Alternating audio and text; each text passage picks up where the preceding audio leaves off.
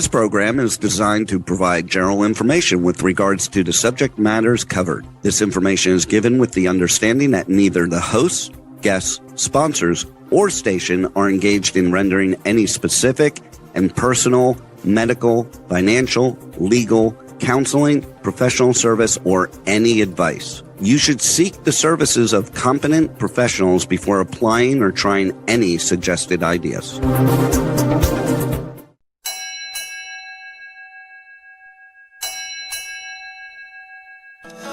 Ahoy! Captain David Gallimore welcomes you aboard the Regenerate Show, live Mondays, 10 a.m. Pacific on K4HD Radio at k4hd.com. We dive into the real messy work of transforming our lives, leadership, and organizations. Bring your hot mess and confusion. Leave with clarity, courage, and confidence. Together, let's strengthen our resilience, accelerating the health of ourselves, people, planet, and profits. Now, here's your host, Captain Dave, your personal regenerator. All aboard! Ahoy, friends, and welcome to Regenerate. I'm Captain Dave, your personal regenerator. This show is a safe space for true, vulnerable stories from the messy middle of our personal, professional, and organizational transformation. Stories we need now, especially now amid all the global political climate uncertainty and the daily disruption of AI. But I'm here to point to hope. How can we become someone who brings more resilience, purpose, and authentic energy to the people that we love and to our planet, our only ship? You may wonder, what is the origin story of Regenerate Show? Well, regeneration draws upon 3.8 billion years of life's own logic. Mother Nature has learned a thing or two. And we restore vitality across every living system. Ourselves, because if we can't put our own mask on first, how can we help others that we love? And then our families, our teams, and our communities, moving beyond sustainability, which means to do no harm, to becoming regenerative, like a forest, a healthy forest, endlessly regenerating, resilient, abundant life. So I created Regenerate to lift purpose-driven leaders, just like yourselves, lift them up and connect them in bonds of love, adventure, building, leadership, and impact. Turns out those are my core values. It's a show that we talked about with my beloved producer, Rebel. Yes, last week. Gets me all choked up just thinking about it. And we just had a terrific conversation about challenges related to grief. She's gone through a lot, and how my core values help ground each of us, and especially her in those moments of a real challenge as a human being, when loved ones that provide support and guidance and friendship and laughter are no longer with us, especially our four-legged family. As a guide, a maritime captain, and a lifelong learner, I'm living my Ikigai, which was the show 2 weeks ago. This is the kind of the convergence of four circles: what you're gifted at, what you love to do, what does the world need, how can you be well compensated for that work? And I think about the compensation in a number of ways: freedom, as well as inner peace, and of course, putting food on the table for yourself or for your loved ones. So whether you're a longtime crew or joining for the first time, welcome aboard. And I hope you discover something today that changes how you see yourself and what's possible.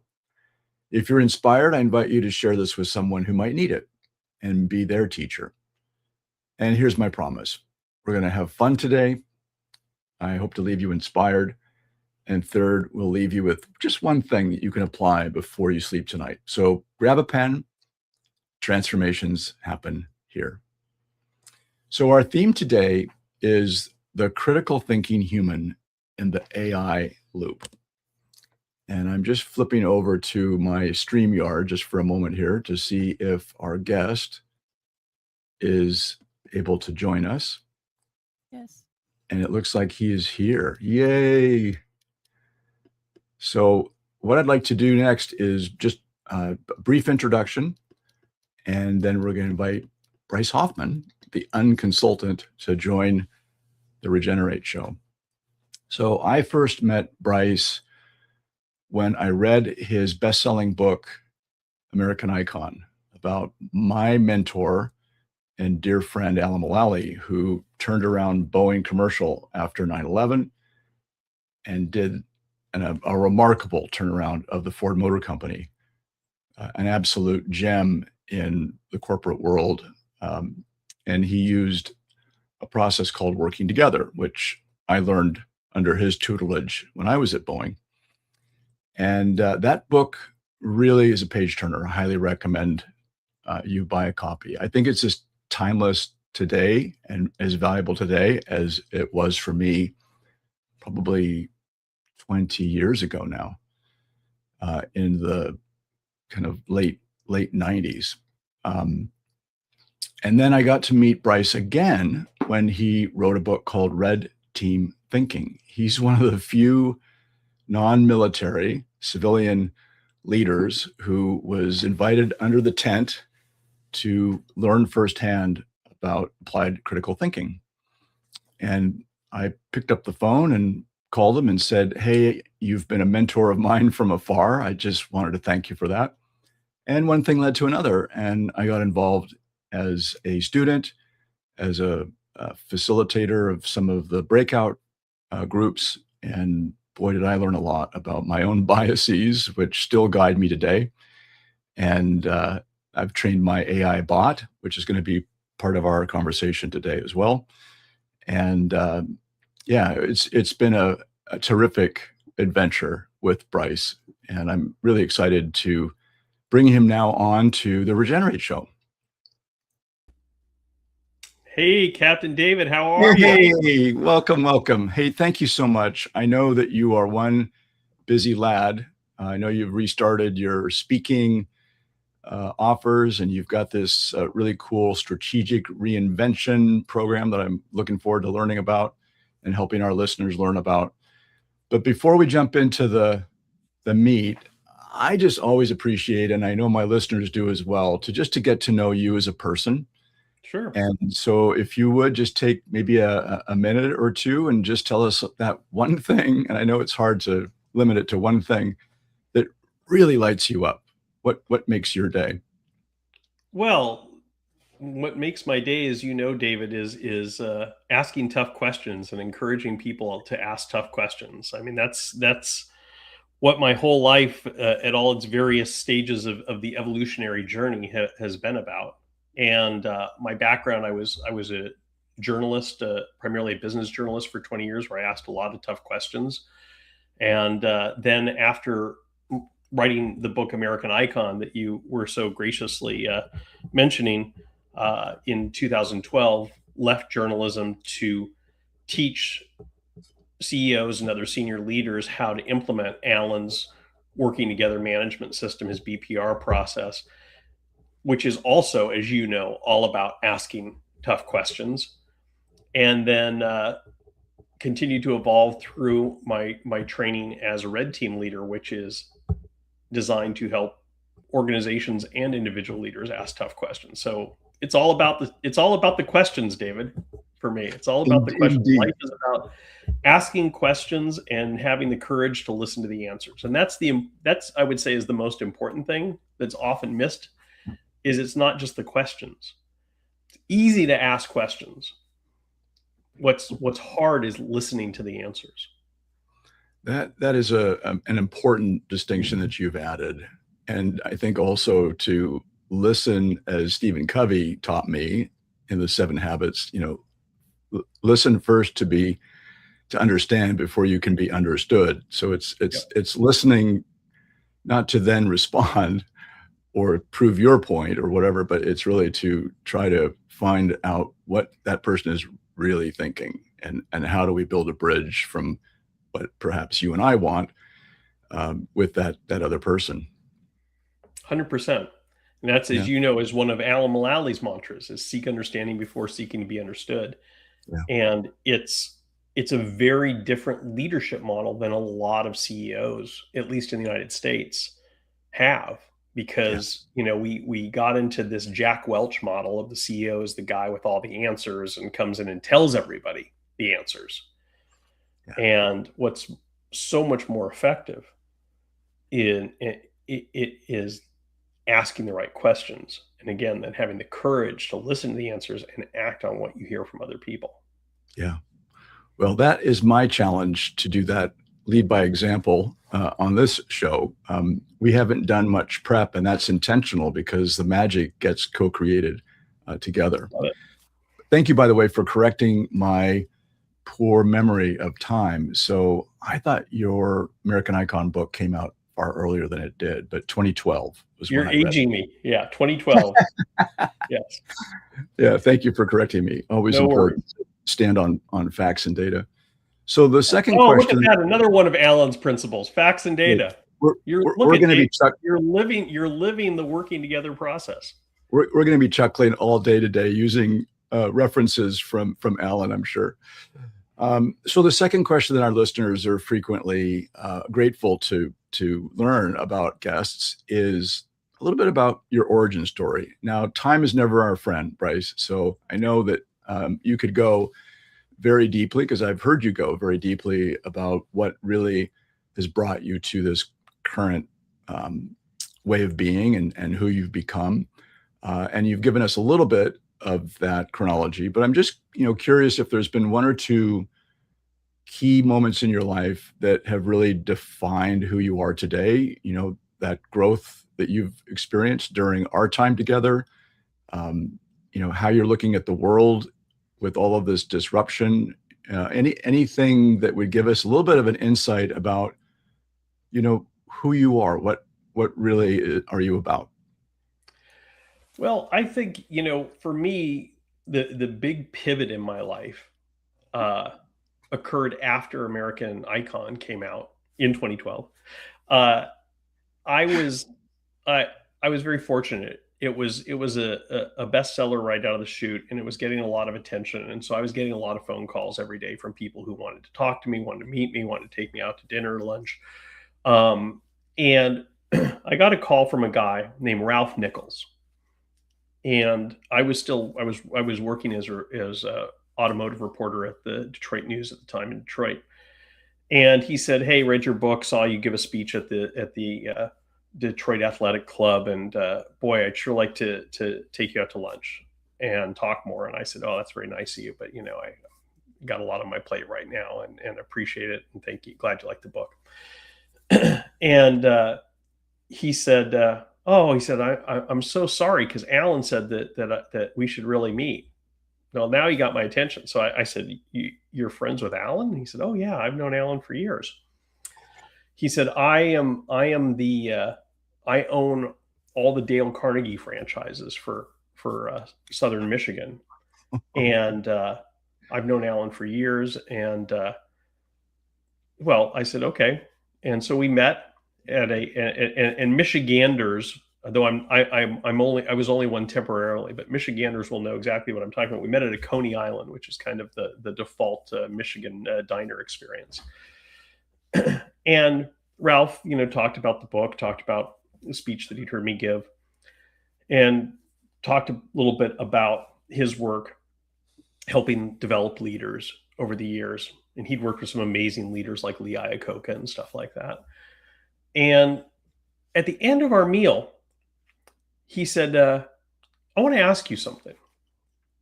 And I said, "Sure." He said, "Why are you a journalist?" I said, what do you mean?" He said, "Well, I think being a journalist is pretty much the least valuable thing that you could be doing with your time on Earth."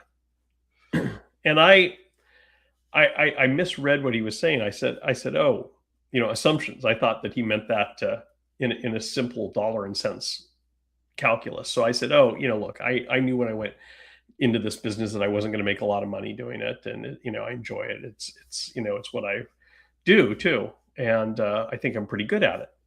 He said, I don't mean that. He said, we've been talking for a couple hours here now. And because we had a very long meal, it strikes me, he said, that you, over the 20 years that you've been a journalist, you've been inside hundreds of different companies. All through our meal, you've been sharing with me things that you saw, things that you learned from different CEOs in different industries, insights that you had. And this is all on top of what you shared in your book. And that's valuable. And I think that you could make a much bigger impact in the world helping leaders grow with the ideas and insights that you've gotten than simply writing about their problems. And that was such a profound challenge, David. Yeah. And I was really taken aback by it. And I said, I don't know how I would do that. I mean, this is what I do for a living. I've been doing it for 20 years. And he said, quit. I said, well, I understand you're a fairly wealthy guy with a lot of franchises, but some of us have mortgages to pay. So he said, no. He said, look, I'll help you. He said, I think that you should get out of journalism and start teaching and coaching and helping leaders develop. And I'll help you think through how to do it. And that's what I did. And it was such a turning point in my life, because it's something I never even thought about before that moment. And the first time that I worked with a company, I'll never forget this. The very first company that I worked with was Carnival Corp, the cruise company, which doesn't just own Carnival Cruises. It owns over half of the cruise lines in the world, everything from Carnival at the low end to Cunard at the high end. And I went to North Carolina to the Biltmore Retreat Estate to do a retreat with the CEO and the presidents of each of the 12 cruise lines that they owned at the time, and spent a day working with them and helping them sort through their problems. And that night I went back to my hotel room and I called my wife, and she said, how did it go? What did you think of doing this? And I said, I have never had such a good day professionally. It is so much more satisfying to help people solve their problems than to simply write about their problems. And I went to bed that night, David, and I slept better than I'd slept in a long time. And I woke up with a smile on my face, and I said, this is what I want to do with the rest of my life. My friend, you just lived in that day your ikigai, didn't you? And you. I don't know what ikigai means, other than the first time I heard it was on your intro. So if you unpack that for me, I can answer it. But it sounds like perhaps I did. Well, essentially, I'll just very quickly, just a quick sidebar. And those of you listeners that want to dive a little bit deeper, 2 weeks ago, I did a solo show on it. It's basically, Bryce, the intersection. You kind of think like a math guy, I remember. So it's the intersection of these four circles of what are you gifted at and passionate about? What are you really good at? What does the world need at this time? Not what you wished it needed. And then what can you be well compensated? And I include in that freedom, inner peace, as well as fair financial remuneration, for the value that you create. And that intersection is your ikigai, your reason for being. If that's ikigai, then you are absolutely right, David. I totally, that was my ikigai moment. Yeah. Yeah. And such a great story. And I hope it inspires our listeners to find the courage and to realize that you're not alone. Like, it probably would have been overwhelming, I suspect, like it was for me when I left the corporate crazy, if that dinner had not, leader of the Dale Carnegie programs in Michigan had not taken you a little bit under his wing and was a sounding board and perhaps opened some doors. So we're better together. 100%. David, I have benefited in my life so much from amazing mentors, and it's the only, it's what has gotten me to where I've been and where I am and where I'm going. So going all the way back to high school, I went to high school near where I am right now, which is about 3 hours north of San Francisco, rural Northern California. Just to put this in context for people, the nearest stoplight to where I'm sitting right now is over an hour away. Oh my So goodness. this is very rural. The nearest fast food restaurant to where I'm sitting is over an hour away. And so I came up here and I was, I moved up here my freshman year in high school from the San Francisco Bay Area. And I was not very challenged in school at all. Let's just say that. I went to a very poorly funded rural high school. But I was fortunate that I met a friend of mine's dad. Well, I guess I met him and then I became friends with his son later, actually. I met an amazing author, one of the most famous educational authors in the United States, Herbert Cole. And Herb became my mentor when I was in high school and saw that I had some natural talent in writing and helped me cultivate that talent, helped me turn that into a career as a writer, and supported me along that journey. And, I benefited so much from that mentorship. Then, I when I was working as a journalist, I was really fortunate to have some amazing editors who really supported me. The editor who hired me at the Detroit News, Mark Truby, pushed me harder than anyone I've ever worked for in my life. He's now the EVP of communications for Ford, and pushed me harder than anyone I've ever worked for in life, and helped me find a gear that I didn't even know I had in terms of my abilities. And then Alan became a mentor for me. Well, then Ralph Nichols, who I mentioned, who helped me make that transition, and then Alan, because the amazing thing was Alan was the subject of my first book, but after I quit journalism and started working first as a consultant and then later as an unconsultant, Alan graciously offered to mentor me, and continues to. I mean, just talked with him a few weeks ago. And then I also had an amazing coach who I met in Shanghai when I was giving a keynote at a leadership conference in Shanghai. Gary Ranker, he's since passed away, but he was he and Marshall Goldsmith were two of the two guys who created executive coaching. Gary was started the first executive coaching program at GE back in the early 90s. Yeah. And, graciously, offered to mentor me. And I've just continued to benefit from that support and guidance from all of these people. And I think that's so essential in life. And now I find myself as I'm in, middle-aged guy who has a reasonable amount of success, trying to challenge myself to do that for younger people. And that's what I've been working on a bit this summer. Thank you for sharing that interesting history of key mentors. And I would just add an exclamation point to your love of Alan. My dad, Peter, who is a lowly engineer, but rose up through the ranks because of his innovativeness and his ability with a British accent to convince people to do the right thing. He became the director of quality under Alan. And I didn't know this until I reached out to Alan, just completely wanting to thank this guy who had been a mentor from afar.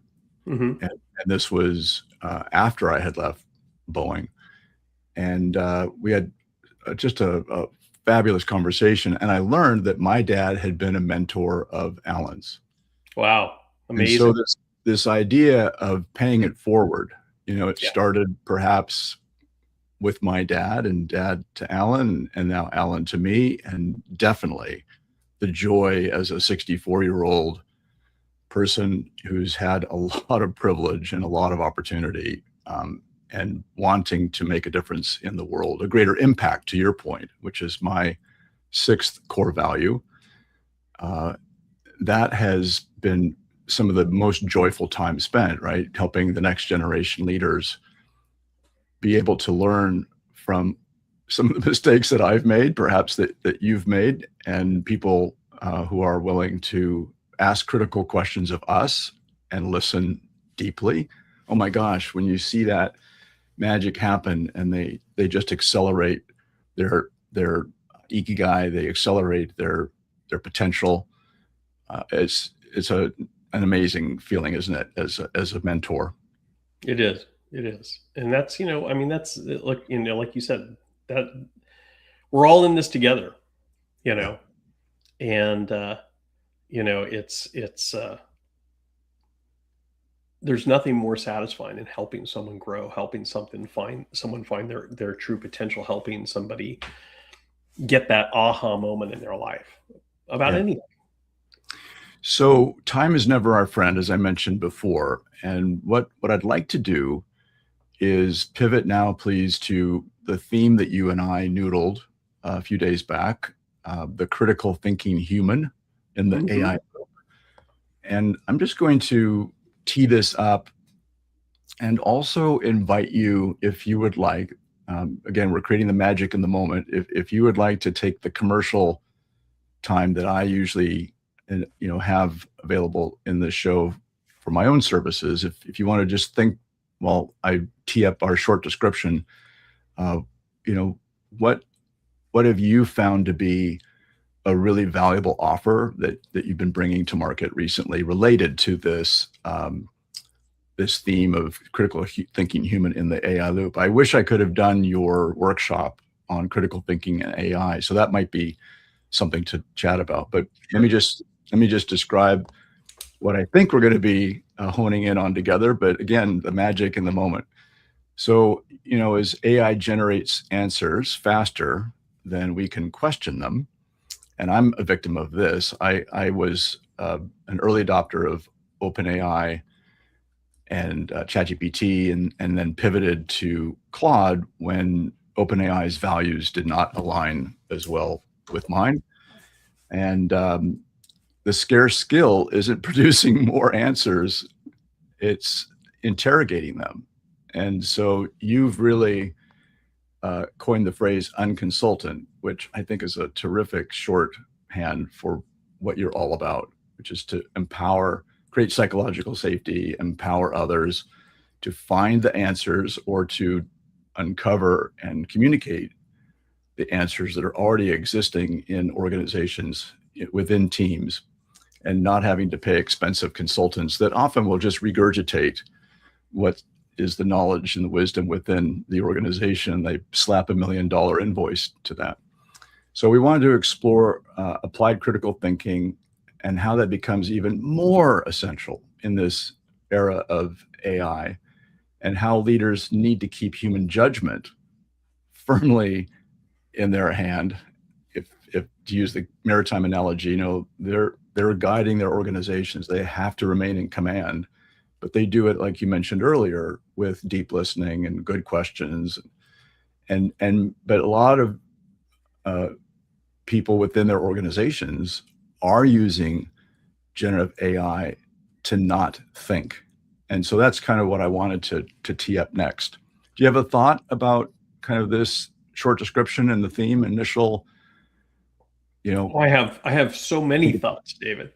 Let me start with my primary thought. So this is something that I have been thinking and discussing for a long time. I started, I one of my homes is in here in the San Francisco Bay Area.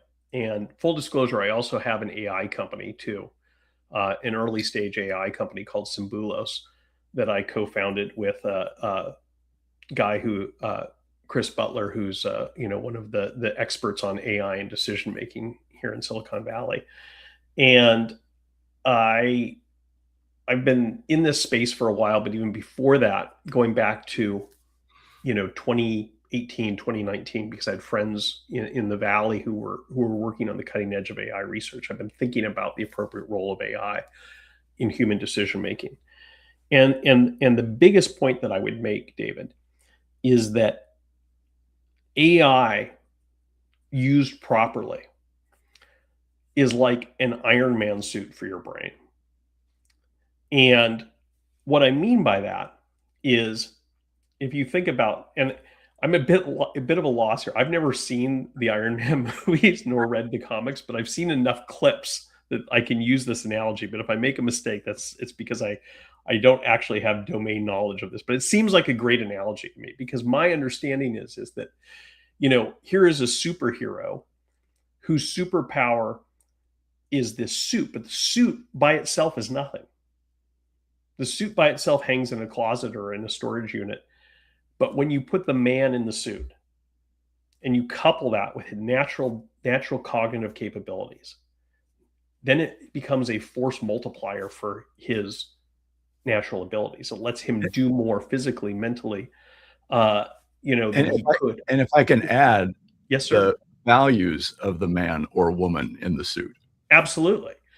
And so to me, that is how I look at AI used properly, is as a force multiplier for human cognition.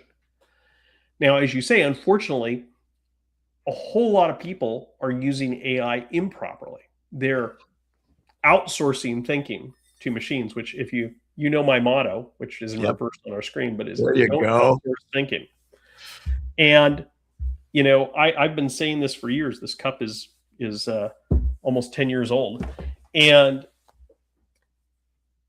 so I think we are at a really important point in human evolution where we're going to see a bifurcation here between people. Well, we're going to see a trifurcation here. We're going to see a split between people who don't use AI at all, either because they don't have access to it or because they don't understand it. People who use AI intelligently, and people who use AI to avoid thinking for themselves. And those are going to lead to three very different outcomes. Sad to say, most of the people who don't use it all are going to, miss out on a lot of potential of human development and possibility. So are the people who outsource thinking to machines.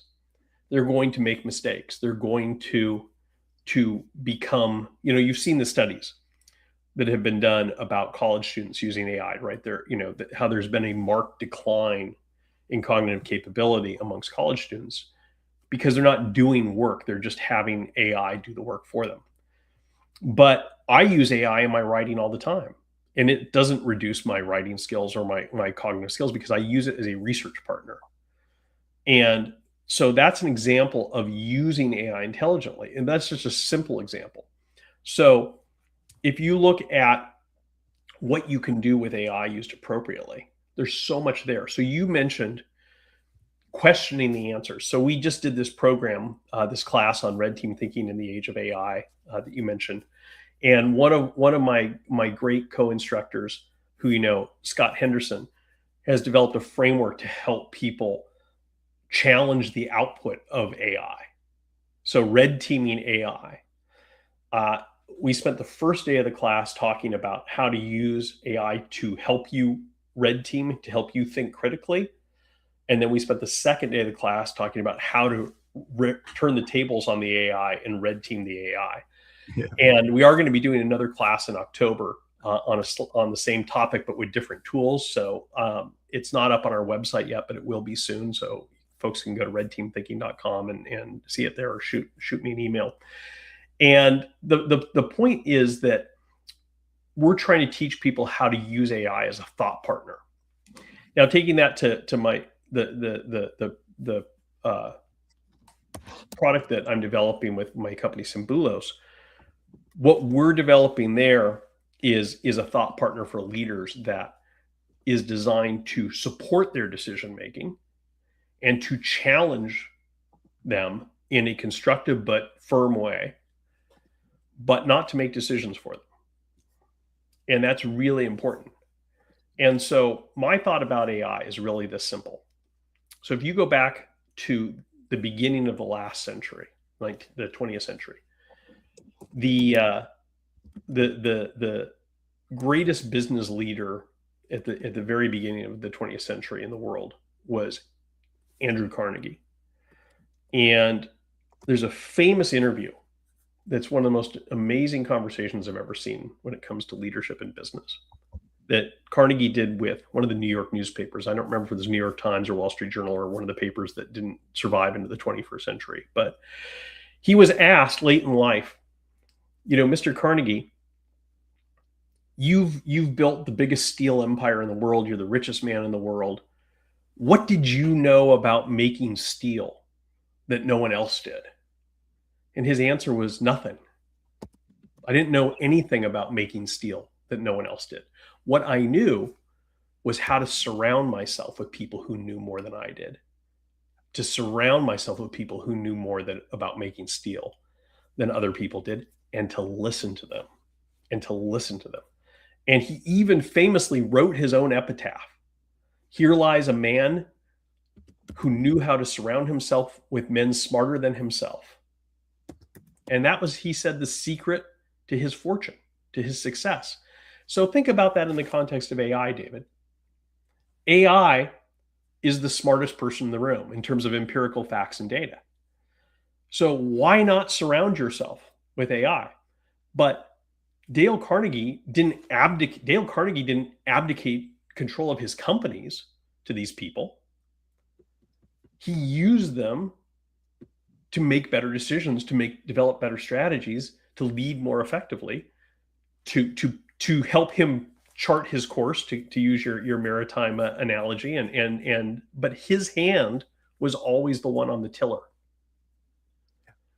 So why not do the same thing? We live in an amazing time where any of us can have the smartest person in the room as our wingman.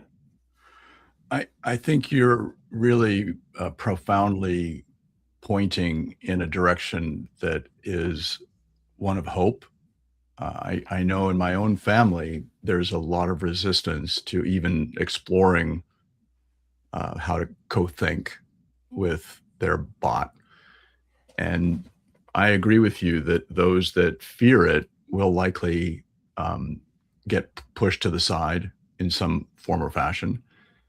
And, they'll live happy lives and they'll be hopefully able to keep putting food on the table. But increasingly, I think a lot of certainly administrative or creative or even software development or coaching, some of these law, accounting, right, engineering, some of these you name it. disciplines that are not like craftspeople or artists or those that will likely not get their lunch eaten by AI, but all those other disciplines that you just ticked off with me, they really are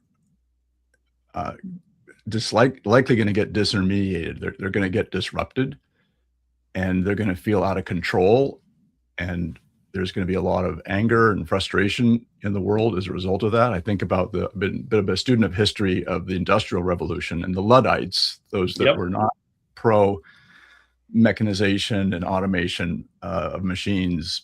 There was We're strikes. already seeing it, David. We're already seeing it. People are attacking data centers. They're attacking, the homes of AI CEOs. I mean, this is just the beginning, but we're already seeing it. Right. And I think the other discernment that I wanted to ask you about is, as good as Claude, which is my current platform, and I validate, I triangulate to try to get to the truth, just like I do with the news. So listen to Al Jazeera, Fox, MSNBC, Ground News, and others to try to get to ideally the objective truth, although we know that is often just human construct. But similarly, we know that the bot will hallucinate and it will produce slop. And so in this era, oh my gosh, critical thinking is helping us develop greater discernment so that we can decide, is this really the truth? Do I need to ask deeper questions or ask for sources and review the original sources? Or do I just take the easy path and just assume, and you know what assuming does, Mm-hmm. that the answer that came out of Claude or ChatGPT is the truth? Well, let me take that even a step further, because you're right. And I mean, fortunately, hallucination with the frontier models has become much, much less common.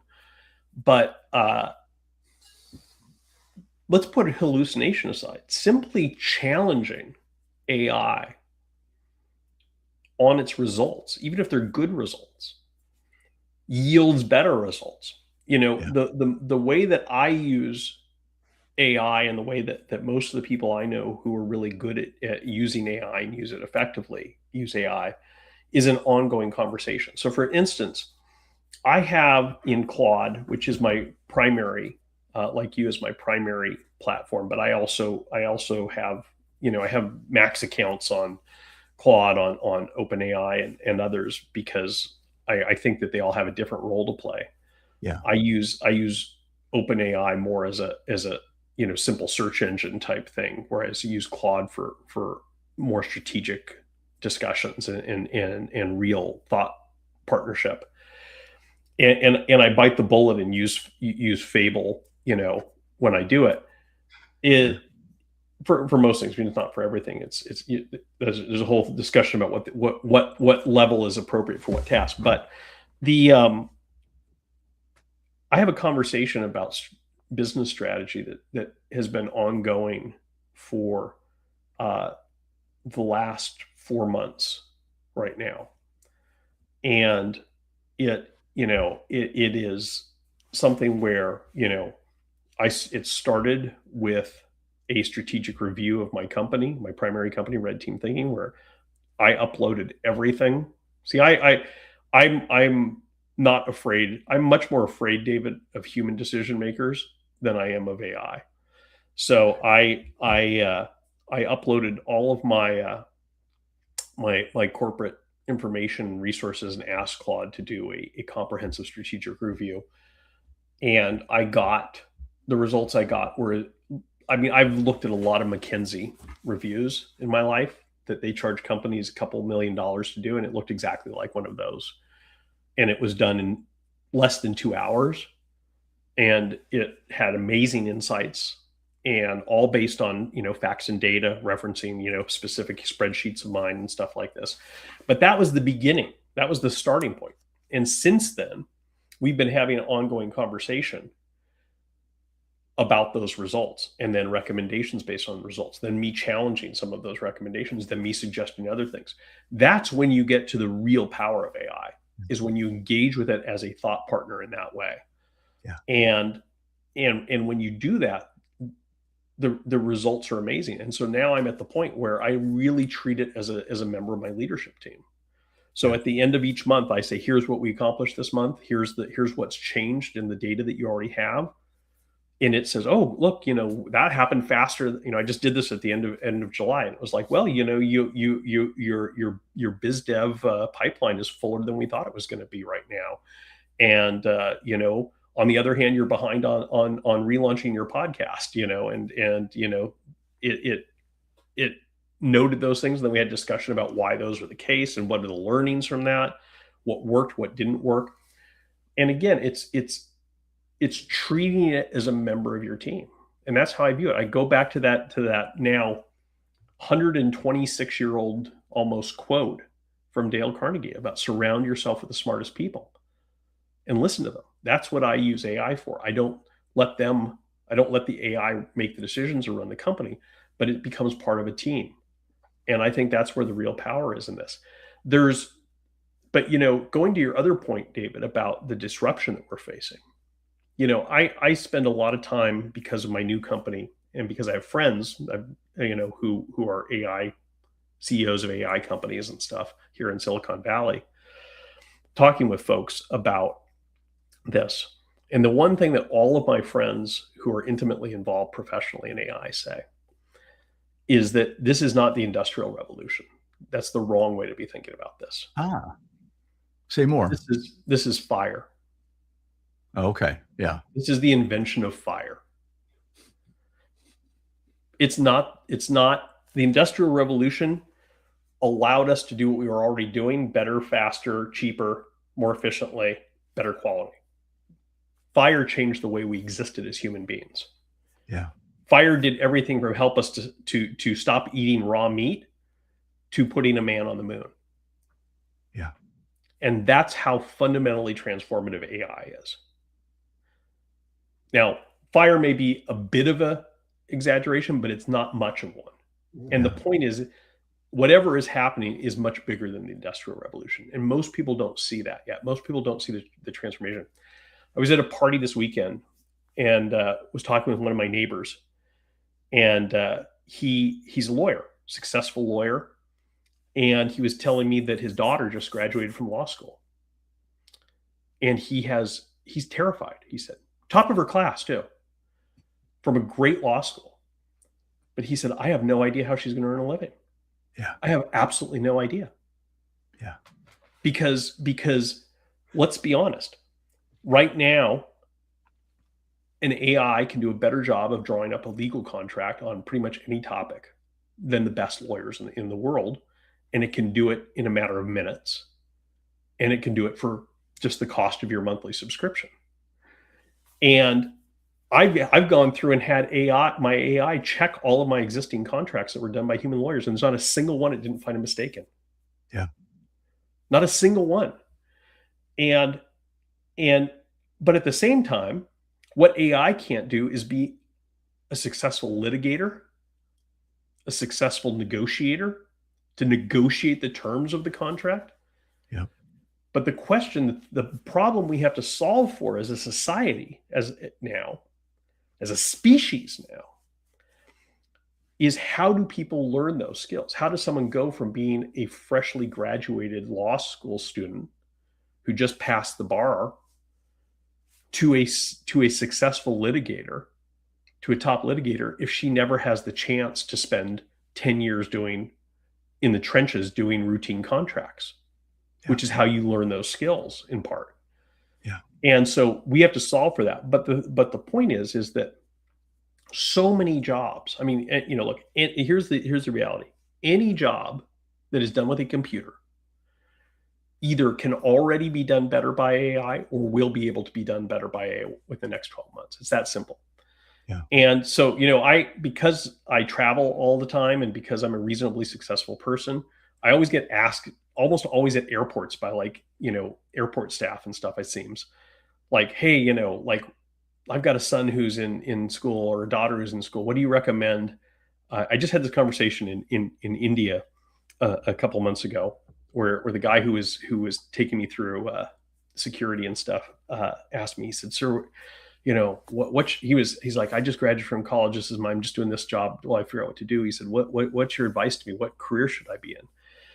And for years, I said the same thing. For years, I said engineering.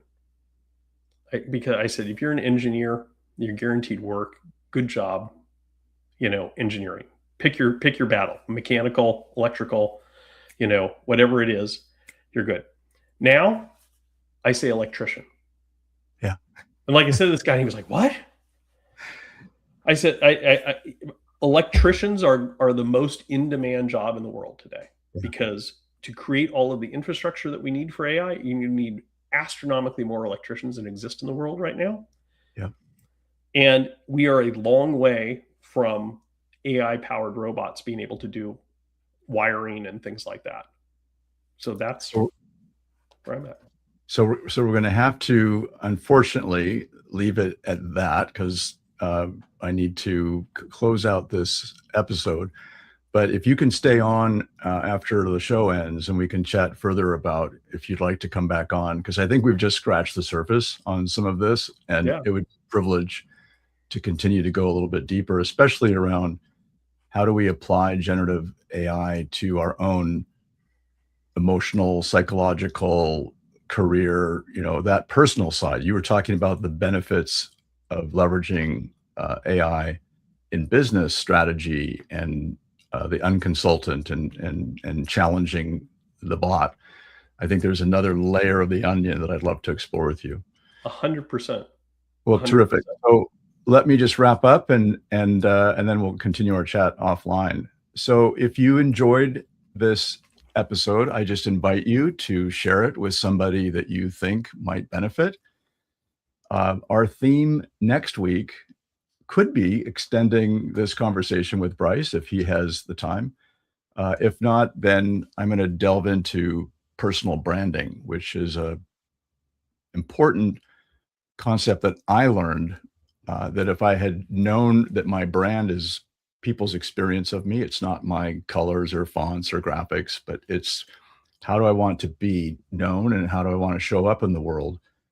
And you're either managing your brand or it's managing you. And so I choose to be more proactive of that. So next Monday, 10 a.m. Pacific, 1 p.m. Eastern, 6 p.m. Central European time on k4hd.com or your favorite podcast platforms. I invite you to join us. Thank you so much for investing your valuable time. On behalf of Bryce Hoffman, the unconsultant, Rebel Medler, our producer, and our entire Talk4 Media team, stay healthy, stay safe. We need you. We're better together. Now, let's go regenerate. Thank you for listening to Regenerate with Captain Dave on K4HD Radio. We invite you to give yourself grace and embrace the messy middle. See you every Monday at 10 a.m. Pacific time. Until then, you got this.